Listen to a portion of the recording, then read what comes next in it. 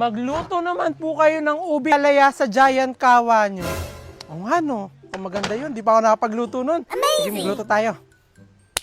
Ayan, ito na meron tayo dito mga ube. Kakabungkal lang nito sa lupa, so paglulutuin na natin. Ito nga yung first time ko na magluluto nga ng ube halaya, kaya talagang sobrang excited ko nga. Dito pa nga tayo magluluto sa aking giant kawa. At hindi nga lang tayo basta-basta magluluto nga ng ube halaya dito sa aking giant kawa, kasi kung ano nga yung maluluto natin dito mga ube halaya, ipamimigay natin. At speaking nga po sa pamimigay, talagang hanggang ngayon hindi pa rin talaga ako makapaniwala na nagagawa ko na nga po ito. At talagang sobrang nga rin talaga ako natutuwa nga sa mga nagko-comment kapag nga talaga nagluluto ako dito sa dream kitchen ko na maraming pagkain tapos pinamimigay ko, kasi gusto nga rin daw talaga nilang gawin yun. Naalala ko nga noon na ganun nga rin yung sinasabi ko na kapag talaga ako nagkaroon ng pera o magkaroon nga lang ako ng blessing, talagang isi-share ko nga ito. Kaya naman habang nanonood nga po kayo ng paggawa ko ng ube halaya, ikikwento ko na rin po sa inyo yung naging journey ko para magawa ko nga po ito lahat. At lahat nga po ito yung nangyari at talagang nagawa ko ng hindi po biglaan. Para nga rin po talaga itong pagluluto, talaga meron po siyang proseso na kailangan nyo nga pong hanapin nga yung the best na ingredients para nga talaga matupad po yung pinapangarap nyo. At isa nga po sa naranasan ko sa naging journey ko, yung kagustuhan ko nga pong magsimula kahit maliit yung mga views, maliit lang yung followers, talagang upload ng video. At talagang nasa isip ko nga lang po na talagang magpasaya at talagang makilala, talagang bonus na lang kung meron po akong kikitain. At para nga lang po yan dito sa pagkakayod nga nitong ubi nga natin, talagang kailangan mo po siyang tiyagain na kayudin para talagang matupad yung pinapangarap mo. At kapag natapos mo na nga talagang kayudin ng matindi, talagang doon mo na nga pwedeng gawin nga kung ano nga talaga yung gusto mong gawin. At dito ko na nga po nagawa nga yung makapagbigay nga po ako ng inspirasyon nga po sa mga nanonood nga po sa akin at makapagbahagi nga po ng blessing kahit papano. At syempre, para mas lalong maging masarap nga itong ubi halaya nga natin, ay kailangan nga natin tulagyan nga ng fresh nga na gata ng nyog. At tinatansya-tansya ko nga lang po yung paglalagay ko dito ng gatangan ng nyog, kasi kailangan nga po yung wala pong masayang. Parang panahon nga lang po yan, dapat wala po tayong masayang na panahon, kasi dapat marunong po tayong magplano. Kasi lahat nga po nga na ito ay talagang plano nga lang noon, na talagang hindi ako makapaniwala na talagang nagawa ko na nga po siya. At soon nga po, kapag nga talagang natupad yun na yung matagal nyo nga pong pinaplano, kailangan nga rin po talaga natin maging handa. At hindi nga lang po sa ating sarili, kundi sa iba pang mga bagay-bagay katulad nga ng pag-iipon at paggastos ng tama. At speaking nga po sa pag-iipon, talagang isa nga po yung sa naging sekreto ko kung bakit nagagawa ko nga po ito. Kasi sabi nga nila, kapag nga meron kang gusto, talagang kailangan mong pag-ipunan at paghandaan. At talagang nakakatuwa nga kasi sobrang dami ko nga nai-inspire na talagang sundo, magpapagawa rin daw sila nitong ganito kong dream kitchen na magluluto rin sila ng maraming pagkain para ipamigay din. Kaya maraming salamat nga po sa lahat nga na sumama sa journey ko para matupad ko nga po lahat nga na pinapangarap ko. At ang isa sa tumulong sa akin sa journey na yon,